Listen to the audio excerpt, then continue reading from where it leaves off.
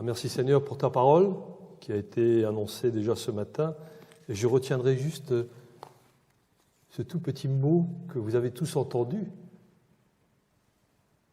Le frère, il a dit « Dieu est fidèle ». Amen.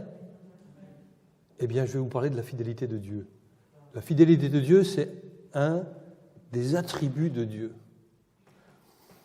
Alors c'est vrai, je vais d'abord prier avant. Seigneur, je te rends grâce, je te loue, mon Dieu, mon roi, mon Seigneur, mon Sauveur, parce que Seigneur, tu t'es donné entièrement, tu n'as rien gardé pour toi, tu as été fidèle et tu es même mort jusqu'à la croix, Seigneur, pour montrer qu'il y a une libération pour tous ceux qui sont prisonniers, pour tous ceux qui sont enchaînés dans les ténèbres. Il y a une libération dès l'instant qu'ils lèvent les yeux vers toi. Seigneur, quelle grâce tu nous fais. Nous ne méritions rien, mais tu es venu et tu nous as donné ton grand amour, Seigneur, qui est venu nous éclairer dans nos ténèbres. Et Seigneur, tu nous as libérés de toutes nos chaînes afin que nous puissions élever nos voix, te louer, te glorifier. Seigneur, parce que tu as fait connaître en nous que nous étions des hommes, des femmes de péché, et que nous avions simplement à plier les genoux devant toi et à confesser nos fautes, nos erreurs, nos péchés, tous nos manquements. Et c'est toi qui nous restaures, c'est toi qui nous fais lever, c'est toi qui nous régénère, c'est toi qui nous donne, Seigneur, ton esprit de vérité, de sagesse. Seigneur, et tu nous donnes aussi le discernement pour savoir comment marcher dans cette vie. Seigneur, oui, que nos cœurs s'ouvrent, Seigneur, à la louange de ta sainteté. Que tout ce qui est en nous, Seigneur, magnifie, Seigneur, ta beauté, ta gloire. Seigneur, merci pour cette espérance vivante que tu mets au fond de chacun de nous, parce que c'est celle-là qui nous fait marcher fidèlement chaque jour. Et peu importe ce qui nous arrive, Seigneur, nous savons que nous avons, Seigneur, une place qui a été choisie par toi, pour nous, Seigneur. Quelle grâce.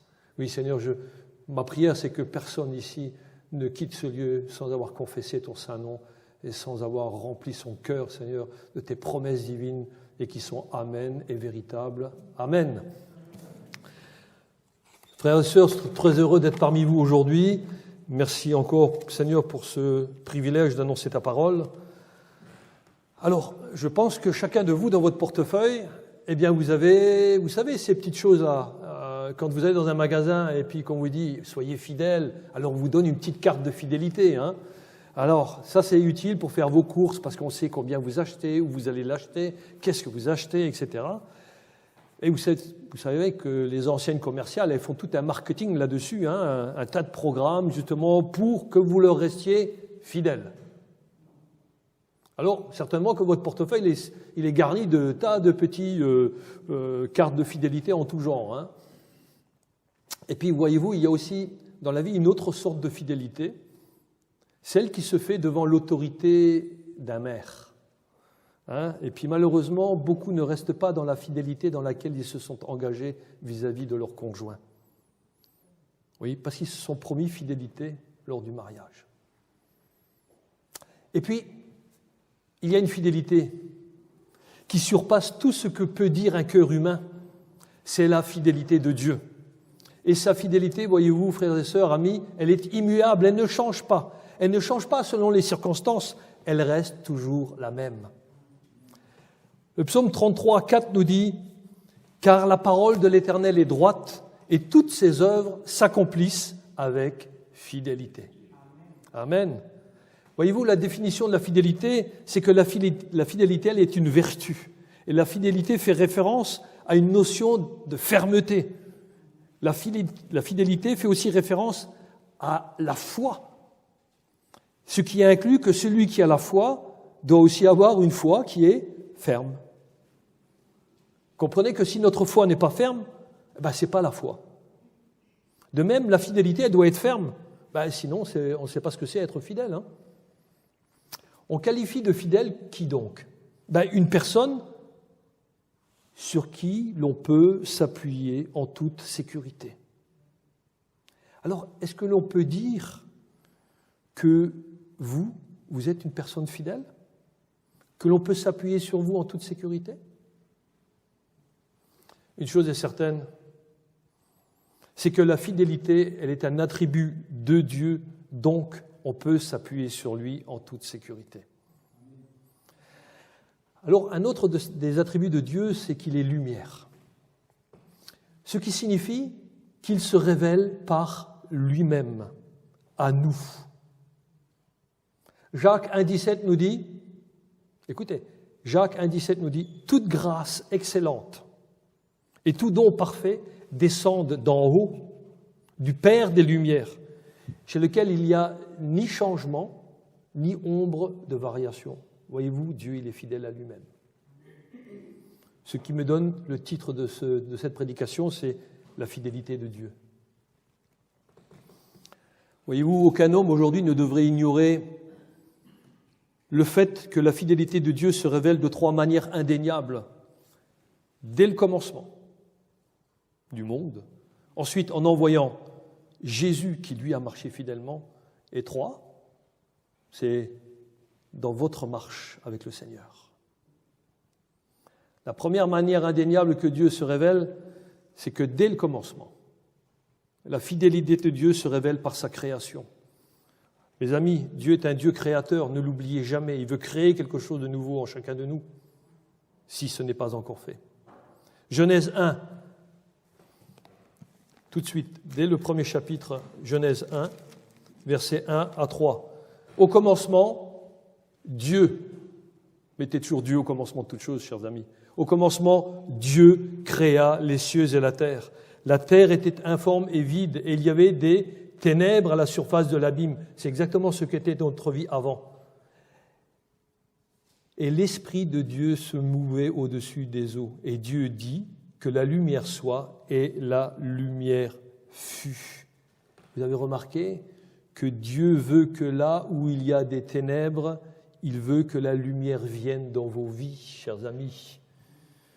Ensuite, au verset 26, il nous est dit, c'est Dieu qui parle, qui dit « Puis Dieu dit, faisons l'homme à notre image, selon notre ressemblance. » Deuxième remarque, Dieu veut que nous lui ressemblions. Waouh! Oui, et Dieu a été fidèle à lui-même. Vous savez pourquoi?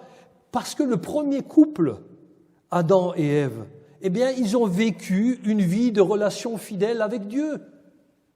Donc Dieu est fidèle à lui-même dès le commencement. Ce qu'il dit, il le fait et il l'exécute. Nous pouvons comprendre que Dieu est vraiment fidèle. Mais hélas,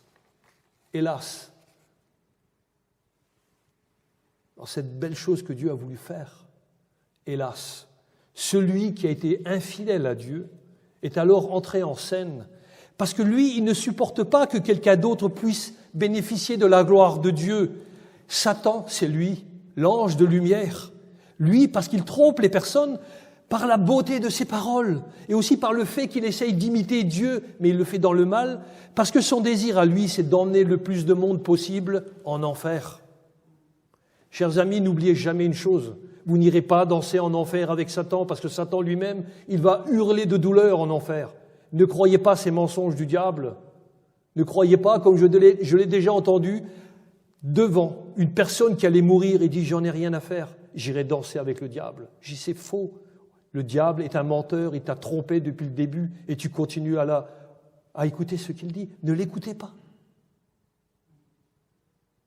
L'enfer est un lieu de tourment, malheureusement. Voyez-vous, Satan est venu interrompre la vraie relation qu'avaient Adam et Ève avec Dieu. Alors dès lors, le péché de désobéissance a touché tous les hommes et l'humanité entière s'est trouvée corrompue, avec même la création. Mais la fidélité de Dieu est grande. Psaume 36, 6 nous dit quoi? Éternel, ta bonté atteint jusqu'aux cieux, ta fidélité jusqu'aux nues. Voyez-vous, la fidélité de Dieu, la bonté de Dieu, elle est immense. Alors devant la perfidie de Satan, Dieu annonça la venue de Jésus-Christ. Ainsi, la fidélité de Dieu se révèle par son Fils, en Genèse 3,15. En Genèse 3,15, c'est Dieu qui parle, il dit à Satan, « Je mettrai inimitié entre toi et la femme, entre ta postérité et sa postérité. Celle-ci t'écrasera la tête et tu lui blesseras le talon. » Voyez-vous, on appelle ceci le proto-évangile, c'est-à-dire le premier évangile. C'est Dieu lui-même qui annonce l'évangile dès la création. Et ça nous présente d'une manière prophétique que Christ, c'est-à-dire la postérité de la femme, c'est Christ, allait mourir pour les péchés de l'humanité tout entière. Et que par son sacrifice, eh bien, il écraserait la tête de Satan. Donc, toute domination que Satan voudrait avoir sur les croyants. Voyez-vous, Satan n'a pas de droit dans ta vie. Il n'a pas de droit sur ta vie non plus. Il n'a que ce que toi, tu veux bien lui accepter de lui laisser comme place. Le Nouveau Testament, lui, nous déclare que Christ a souffert, qu'il est mort sur le bois du calvaire, mais aussi qu'il est ressuscité des morts et qu'il est vainqueur du péché, de l'enfer et de Satan. Amen. Vous êtes d'accord avec ça? Oui, et aujourd'hui, il est assis à la droite de Dieu et il intercède pour nous.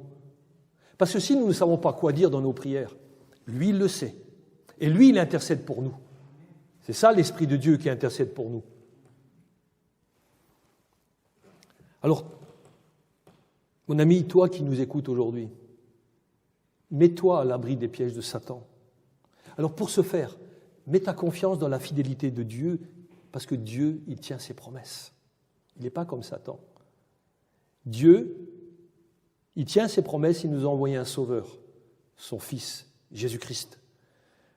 Alors, la seule chose que tu as à faire, simplement, c'est de croire. C'est de croire que ce que Dieu dit est vrai. C'est de croire en les promesses de Dieu. C'est de croire en la fidélité de Dieu. Chers amis, en lisant la Bible, la fidélité de Dieu, j'espère que vous l'avez déjà remarqué quand vous lisez la Bible, que la fidélité de Dieu, elle est démontrée dans son engagement dans l'histoire des hommes, dès le commencement jusqu'à Apocalypse. Et le seul but de Dieu, c'est de réunir à lui tous les hommes. 1 Timothée 2,4 nous dit quoi? 1 Timothée 2,4 nous dit ceci, nous affirme cela. Il dit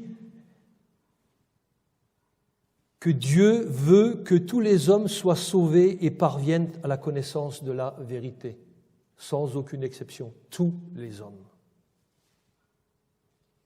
Oui, parce que le but de Dieu, c'est de réunir tous les hommes à lui. C'est pourquoi Dieu a envoyé Jésus-Christ. Hébreux 3,2 nous dit que Jésus a été fidèle à celui qu'il a établi. Voyez-vous, Jésus a été fidèle à celui, donc à Dieu, le Père qui l'a envoyé, qu'il a établi pour venir porter nos péchés sur le bois de la croix. Alors maintenant, j'aimerais regarder avec vous aux trois aspects de la fidélité de Dieu dans le sacrifice de Jésus à la croix. Le premier aspect de la fidélité de Dieu, c'est à la croix. Dieu a été fidèle à son amour. Pourquoi? Parce que Jean 3,16 nous dit quoi? Car Dieu a tant aimé le monde qu'il a donné son Fils unique afin que quiconque croit en lui ne périsse point, mais qu'il ait la vie éternelle. Croire, c'est-à-dire placer sa confiance. Et voyez-vous, il est bien marqué « ne périsse point, mais qu'il ait la vie éternelle ». Il n'est pas marqué qu'il ait peut-être la vie éternelle. Non, parce que Dieu est fidèle à sa promesse. Il tient ses promesses. C'est une certitude. Nombre 23-19 nous dit bien « Dieu n'est point un homme pour mentir, ni fils d'un homme pour se repentir. Ce qu'il a dit, ne le fera-t-il pas ?» Point d'interrogation, et la réponse, ce qu'il a déclaré, ne l'exécutera-t-il pas? Bien sûr qu'il exécutera tout ce qu'il a dit. Il le fera. Tous ceux qui acceptent Christ sont sauvés. Le deuxième aspect de la fidélité de Dieu à la croix, c'est que Dieu a été fidèle à sa justice. Jésus a été obéissant jusqu'à la mort et même jusqu'à la mort de la croix. Et dans sa mort, Jésus, il a connu la séparation avec Dieu le Père. Parce qu'il prenait notre péché. Il a pris mon péché. Il a pris ton péché. Alors si tu crois en Jésus, tu ne seras plus jamais séparé de Dieu, puisque Christ nous a réconciliés avec le Père. Satan est venu mettre la désobéissance dans le cœur de l'homme. Satan est venu briser la relation de nous qui devions ressembler à Dieu. Mais aujourd'hui, Christ te fait savoir qu'il te réconcilie avec Dieu Et il n'y a plus de séparation avec Dieu. Tous ceux qui se confient en Christ sont réconciliés avec Dieu. Voyez-vous, c'est là que la justice de Dieu a été satisfaite. Regardez ce qu'affirme Romains 3, 22. Romains 3, 22, on va prendre jusqu'au verset 26.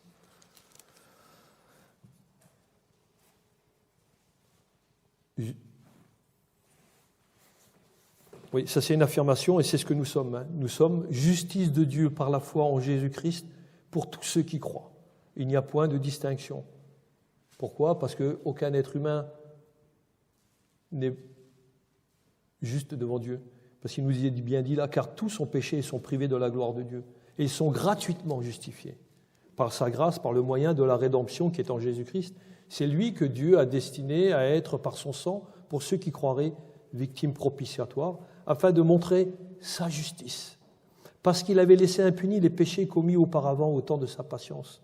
Il montre ainsi sa justice dans le temps présent, dans le temps que nous vivons, de manière à être juste, tout en justifiant celui qui a la foi en Jésus. Amen. Et donc, aujourd'hui, nous sommes dans ce temps où, justement, ces versets nous disent encore que la justice de Dieu a été satisfaite parce que Jésus a payé cela au prix de sa vie. Il a donné sa vie. Personne ne l'a prise. Il l'a donnée lui-même. Et maintenant, Dieu, dans sa fidélité à sa propre justice, ne va pas réclamer la dette de nos fautes à nous, parce que sinon sa justice ne serait pas parfaite. Jésus a payé le prix une fois pour toutes. Nous n'avons plus rien besoin de payer. Ce n'est pas par vos œuvres, chers amis, que vous pouvez essayer de vous réconcilier avec Dieu. C'est simplement dans la foi, dans la confiance, dans la fidélité à ce que Dieu nous dit. Vous voyez-vous, ça doit nous rassurer. Dieu reste fidèle à sa justice. Il ne nous condamnera pas puisque nous avons accepté Christ. Et ça doit nous remplir de joie. Alors regardons maintenant au troisième aspect donc de la fidélité de Dieu, c'est à la croix. Dieu a été fidèle à sa puissance en ressuscitant Jésus. Ce qu'il avait annoncé, Dieu, s'est accompli en tout, puisque le psaume 16, le verset 10 à 11 nous dit « Car tu ne livreras pas mon âme au séjour des morts, tu ne permettras pas que ton bien-aimé voie la corruption. Tu me feras connaître le sentier de la vie, et il y a d'abondantes joies devant ta face, des délices éternelles à ta droite. » Jésus est à la droite de Dieu.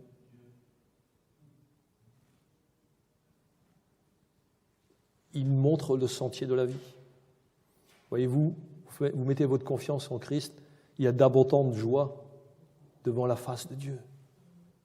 Pour ça, nous sommes heureux de nous rencontrer ensemble le dimanche. C'est un moment privilégié, c'est un moment particulier. Nous pouvons nous réjouir ensemble d'être des enfants de Dieu.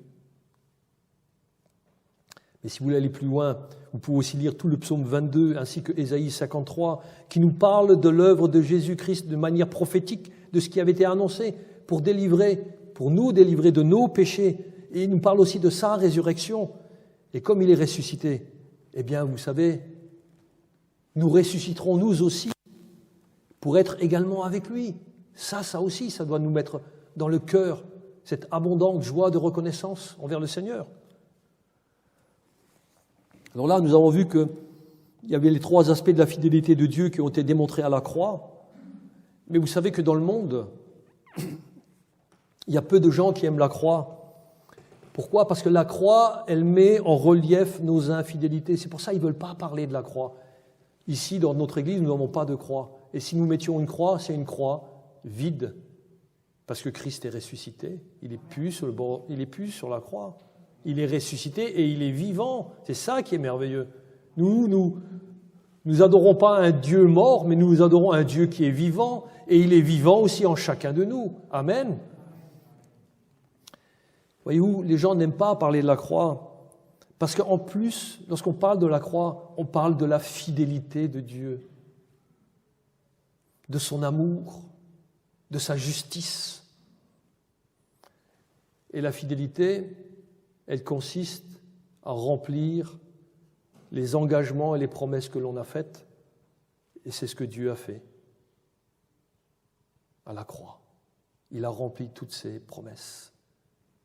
Il a rempli tous ses engagements. Et maintenant, est-ce que vous voulez entrer dans les promesses de Dieu? Est-ce que vous voulez vraiment vous engager pour le Seigneur? Comme un couple qui s'engage à rester fidèle l'un à l'autre, quelles que soient les circonstances de la vie qu'ils auront à traverser, et quelquefois je sais que ce n'est pas facile, mais l'engagement, voyez-vous, de Dieu envers nous, il est encore plus fort que ça, il est encore plus grand. Parce que nous sommes appelés au salut. Nous ne sommes pas appelés à être perdus. Nous sommes appelés à être avec le Seigneur. Et voilà, c'est ce qui m'amène à vous parler de la fidélité de Dieu, se révèle de cette troisième manière indéniable, c'est dans notre marche avec le Seigneur. Mais au fait, comment Dieu peut-il m'aider à être fidèle? En tout cas, ce que l'on peut déclarer, c'est que la fidélité de Dieu, elle est profondément liée à son amour. Aussi, notre priorité, c'est d'aimer Dieu, c'est de lui être reconnaissant du sacrifice de Jésus pour nous. Alors, exprimons-le lorsque nous élevons nos voix. Soyons toujours reconnaissants pour la vie de Christ qui s'est offert pour nos péchés. Ne l'oublions jamais. Et quand vous avez cette reconnaissance dans le cœur, mais il y a une joie qui vient vous combler, et les soucis du monde, eh bien, ils sont oubliés, c'est fini. Parce que ne pensez pas qu'en transportant les soucis du monde, vous allez pouvoir les évacuer. Au contraire, vous allez les accumuler tout le temps, tout le temps, tout le temps. Mais si à la place de cela, vous mettez de la reconnaissance à Dieu, c'est Dieu qui prend la première place et les soucis, c'est loin derrière. Vos soucis resteront là, mais Dieu va vous donner les capacités et les possibilités de les surmonter. Et va vous donner l'intelligence et le discernement pour agir fidèlement selon sa parole. Voyez-vous, vous l'avez bien entendu, que dès le commencement, Dieu a voulu que nous lui ressemblions. Mais on ne peut pas le devenir par nous-mêmes, on le devient par Christ. Et Christ, qu'est-ce qu'il a dit? Il a dit, il est avantageux pour vous que je m'en aille, afin que je vous envoie le Saint-Esprit que le Père a promis. Et le Seigneur nous a envoyé le Saint-Esprit afin que nous menions une vie qui glorifie le Seigneur.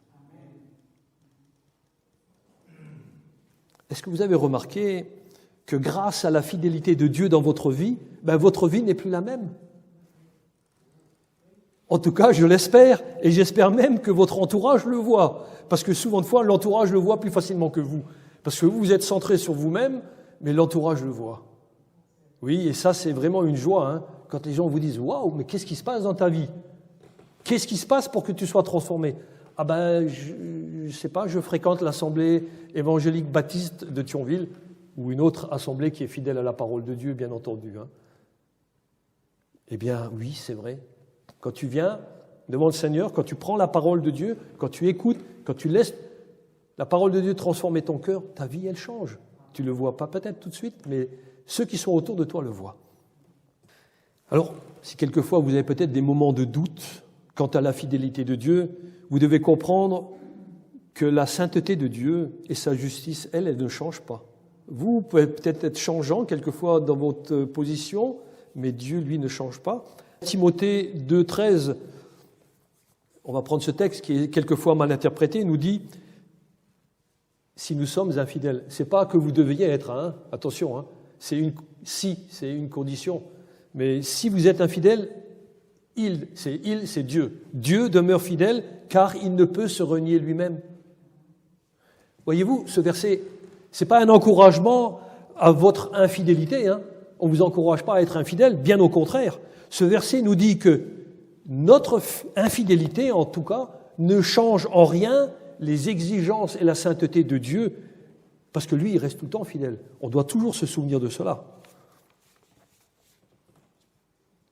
Et que c'est la fidélité de Dieu qui, elle, nous soutient. C'est ça, ce texte, ce qu'il veut dire. Il nous soutient dans nos faiblesses. Alors si aujourd'hui tu es affaibli, peut-être abattu, tu ne sais pas comment, mais Compte sur la fidélité de Dieu. Dis-le dans ton cœur. Tu dis, je sais, Seigneur, que tu es un Dieu fidèle. On l'a annoncé ce matin. Et je veux rester dans ta fidélité. Et quoi que je pense, quoi que je fasse, quoi que je dise, Seigneur, je sais que toi, tu es fidèle. Et tu viendras à mon secours au moment opportun. Aide-moi simplement à que tout mon être, mon corps, mon âme et mon esprit soient d'accord avec ta parole. Voyez-vous, si nous viendrions à abandonner notre Dieu, si nous nous éloignions de lui à cause de nos infidélités, lui en tout cas, il ne nous renie pas. Non. Alors même, c'est ça, cette assurance que vous devez avoir. Dieu ne nous rejette pas et c'est ce qui nous aide à aller plus loin et non à être écrasés à cause de tout ce qui nous reste encore à parcourir parce que quelquefois, nous sommes des jeunes gens, des jeunes enfants, des bébés spirituels et le chemin, il est encore long à parcourir et encore dans nos vies, il y a tellement de choses qui doivent changer. Mais n'aie aucune crainte. Tu as accepté Christ. Continue dans la voie d'obéissance au Seigneur. Et lui, il va t'affermir au fur et à mesure de ta marche. Comme le Seigneur a marché fidèlement à Dieu, toi aussi, marche fidèlement. Voyez-vous, nous devons avoir cette assurance que l'amour de Dieu reste le même et qu'il est même prêt à pardonner. Mais Dieu est un Dieu de sainteté, nous devons le comprendre.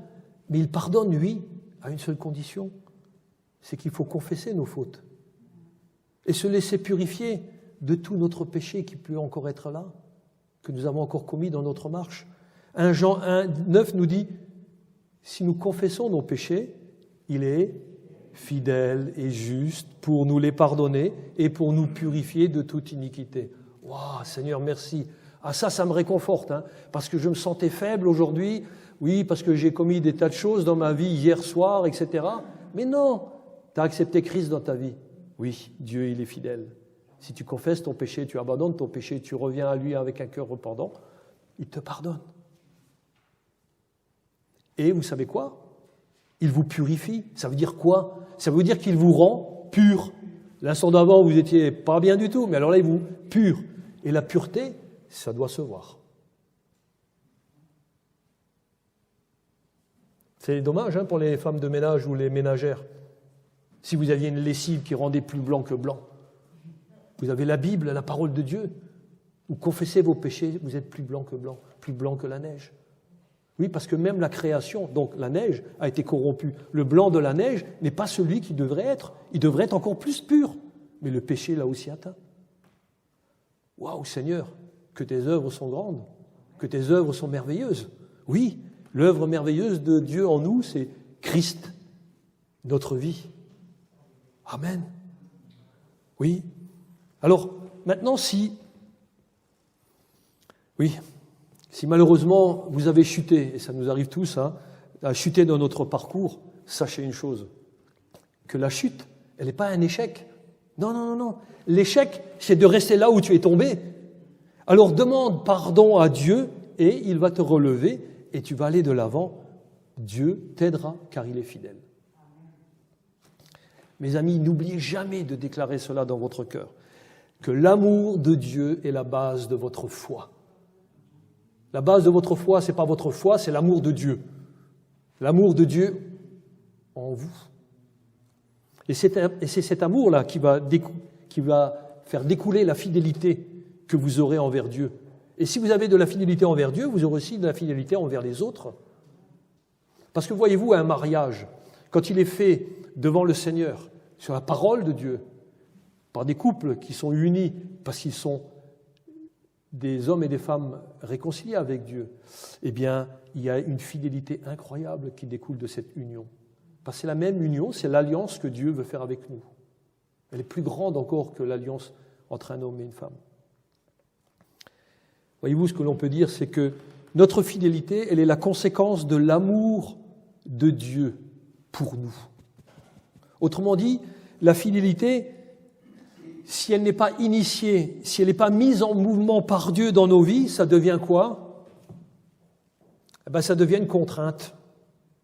C'est comme dans un mariage, sans amour, il n'y a pas de fidélité. Oui. Et si ça se voit dans le cadre du mariage, combien plus ça se voit dans notre relation avec Dieu et avec les gens qui nous entourent. S'il n'y a pas d'amour, il n'y a pas de fidélité. Et regardez à ces deux situations. Une des conséquences quand il n'y a pas d'amour, c'est que même l'air devient irrespirable entre les deux personnes, parce que c'est lourd, c'est oppressant. Et cela arrive aussi quelquefois lorsqu'on arrive dans une maison ou chez quelqu'un, on voit que c'est lourd, c'est oppressant. Pourquoi ? Parce qu'il n'y a pas l'amour. Et la deuxième situation, il y a aussi le fait que si l'on voudrait présenter une certaine fidélité par soi-même, alors qu'il n'y a pas d'amour, cela se transforme en un devoir. Voyez-vous, ça devient rigide, ça devient de même lourd. On appelle ça du légalisme. Et il se peut même que les gens vont essayer de s'activer pour faire croire que cela vient de Dieu. Et ça s'appelle de l'activisme.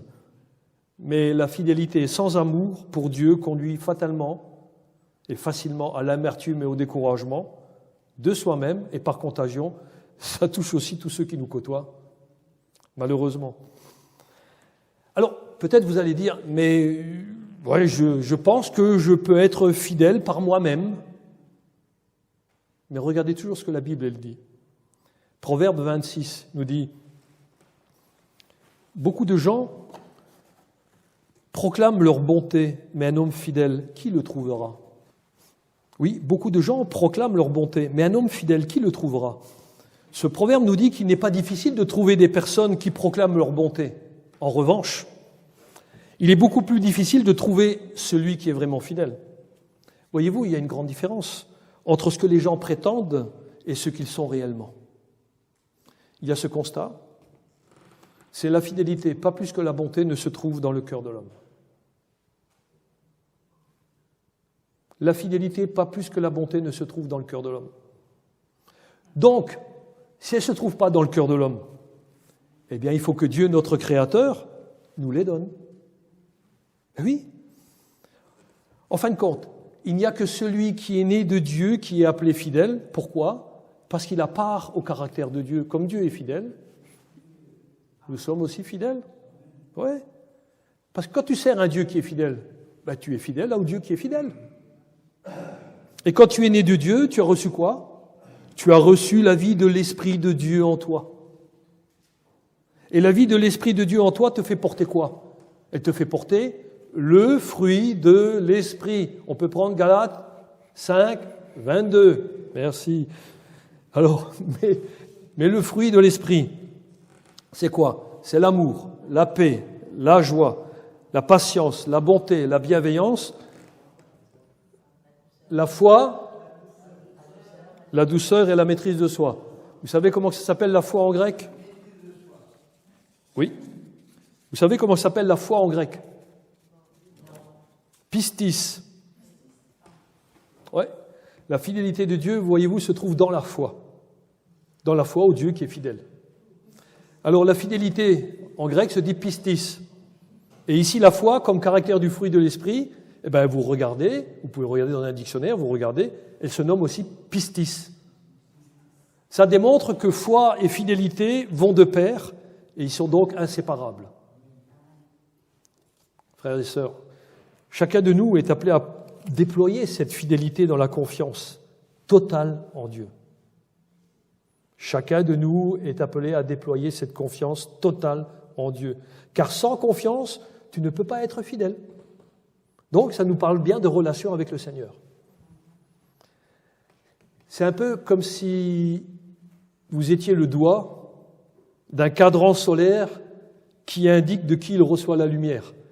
En bas d'un de ces cadrans solaires, il était marqué, enfin il est marqué encore aujourd'hui, « Sans le soleil, je ne suis rien ».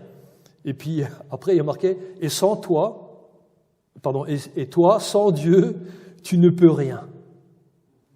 Et oui, voyez-vous, avec Dieu, il est possible de marcher fidèlement par amour pour le Seigneur. Alors, sois un témoin de la lumière de Dieu en toi. Ouais, parce que tu dois être ce témoin-là de la lumière que Dieu a mis en toi. Alors Dieu est fidèle, et ce qu'il attend de ses enfants, c'est quoi ? C'est qu'ils soient trouvés fidèles en reflétant la fidélité de Dieu.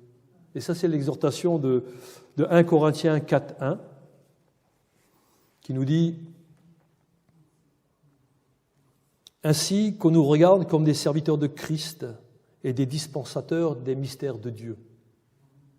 Du reste, verset 2, du reste, ce qu'on demande des dispensateurs, c'est que chacun soit trouvé fidèle. Ce verset nous rappelle que Dieu cherche des hommes, des femmes, qui soient de fidèles serviteurs de Christ. Alors vois-tu, mon ami, peu importe si tu n'es pas apprécié par les hommes, au ciel, tu seras récompensé par le Seigneur parce que tu auras été fidèle. Alors sois fidèle au Seigneur, ne faiblis en aucun cas et témoigne fidèlement de la parole de Dieu autour de toi. Le texte de 1 Corinthiens 4:1 nous dit « Soyez les dispensateurs des mystères de Dieu ». Le mystère, c'est quelque chose que les gens ne connaissaient pas, mais qui est révélé aujourd'hui. Et qu'est-ce qui est révélé aujourd'hui ? C'est mystère que les gens ne connaissaient pas, mais qui est marqué dans toute la Bible. Et dans ces mystères-là, il y a la foi au Dieu 3 fois saint, c'est-à-dire au Dieu trinitaire. Ensuite, il y a le salut par la foi en l'œuvre de Christ. C'était un mystère dans l'Ancien Testament. Les gens ne pouvaient pas comprendre ces choses-là. Nous, dans le Nouveau Testament, on comprend ces choses-là. C'est ce que nous devons aussi enseigner. Les dispensateurs, ce sont les enseignants. Ensuite, le mystère, c'est aussi le baptême. Le baptême en la mort et la résurrection de Jésus. Ensuite, ce mystère, il va encore plus loin, c'est le ministère du Saint-Esprit, qu'on ne connaissait pas dans l'Ancien Testament. Il nous est révélé dans le Nouveau. Le ministère du Saint-Esprit. Et ensuite aussi, un des mystères que vous ne connaissez pas dans l'Ancien Testament, mais qui était en prévision et qui était déjà proclamé, c'est la place de l'Église comme témoin de la lumière de Dieu dans ce monde. Parce que nous, en tant qu'Église de Christ, en tant qu'Église de Dieu, nous devons être un témoin de Dieu dans ce monde de ténèbres. Et on voit bien combien c'est ténébreux. Et quelqu'un a dit, en parlant de la fidélité, que la fidélité dans ce temps présent est ce qui permet de vivre un avant-goût de l'éternité. Oui, la fidélité dans ce temps présent, donc ta fidélité à Dieu dans ce temps présent, te permet de vivre un avant-goût de l'éternité. Parce que tu vis déjà dans l'espérance de ce qui t'attend. Et ce qui t'attend, c'est être avec le Seigneur. Et pour nous encourager, il y a cette belle prière de l'apôtre Paul en 1 Thessaloniciens 5, 23-24, qui nous dit, et j'aimerais que vous puissiez partir aujourd'hui avec cette prière-là, c'est que le Dieu de paix vous sanctifie lui-même tout entier. C'est-à-dire, ne cherchez pas ailleurs quelque chose, c'est le Dieu de paix qui va le faire. Donc que le Dieu de paix vous sanctifie lui-même tout entier et que tout votre être, l'esprit, l'âme et le corps, soient conservés irréprochables lors de l'avènement de notre Seigneur Jésus-Christ. Celui qui vous a appelé est fidèle et c'est lui qui le fera. Amen. Moi, je suis d'accord avec vous aussi. Amen. Parce que c'est lui qui le fait. Voyez-vous, Paul, il prie pour que les chrétiens de Thessalonique puissent être davantage sanctifiés et puissent se laisser davantage sanctifier. Mais il faut d'abord prier pour cela aussi. Si tu ne pries pas, mon frère, ma sœur, pour ta sanctification,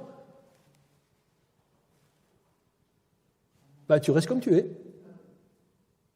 Petit bébé spirituel. Et quand tu tapes dans ta purée, tu éclabousses tout le monde. Et ça fait mal autour de toi, parce qu'il faut laver, il faut nettoyer. Mais bon, comme on t'aime, on nettoie, voilà, on prend du temps avec toi, on te soutient, on dit ok, c'est bien, mais grandis maintenant un peu. Voilà. Oui, Paul prie justement pour que tous ces chrétiens puissent être davantage sanctifiés. Et puis cette prière aussi, elle s'adresse à chacun de nous aujourd'hui. Tous sans exception, parce que nous restons tous perfectibles. Peu importe le nombre d'années que tu es au Seigneur, tu es toujours dans la perfection, parce qu'il faut que tu continues à marcher fidèlement dans le Seigneur. C'est pourquoi nous aussi, on doit prier avec ferveur. Seigneur, viens au secours. Viens à mon secours dans ma détresse, dans mon manque de foi aussi, dans mon incapacité à agir, à réagir, dans mon incapacité à mettre en place les choses que tu demandes. Mais Seigneur, c'est par ta puissance que tu vas me donner une puissance afin que je puisse marcher fidèlement au Seigneur. Oui, frères et sœurs, n'oublions jamais de prier afin que nous puissions demander de grandir dans la sainteté. Grandir dans la sainteté. Et le fait même de prier pour plus de sainteté dans notre vie démontre que l'appel de Dieu dans nos vies n'est pas un appel qui est en vain, puisque on se réfère à ce que Dieu veut que nous lui ressemblions. Parce que voyez-vous, le Dieu qui appelle, il conduit aussi chacun de nous jusqu'à la gloire qui nous attend auprès de Dieu. Ce n'est pas notre gloire, c'est sa gloire. Afin qu'aucun de nous ne soit perdu. Quel message d'espérance! Et je vais terminer par ce verset. C'est Philippiens 1,6 qui nous dit, Paul qui s'adresse aux Philippiens, il dit, et il s'adresse aujourd'hui à l'église de Thionville, et à toutes les églises, et à vous frères et sœurs qui sont dispersés dans le monde et qui nous entendent. Il dit, je suis persuadé que celui qui a commencé en vous cette bonne œuvre la rendra parfaite pour le jour du Seigneur. Amen, pour le jour de Jésus-Christ.